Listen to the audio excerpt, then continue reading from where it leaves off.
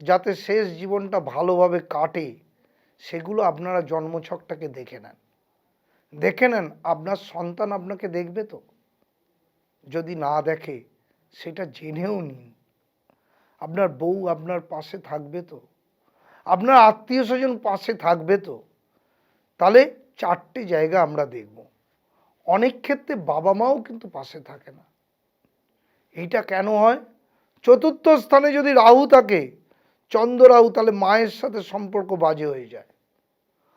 আর দশম স্থানে যদি রবি রাহু থাকে, তাহলে বাবার সাথে সম্পর্ক খারাপ হয়। সন্তান জায়গাটাও তেমন।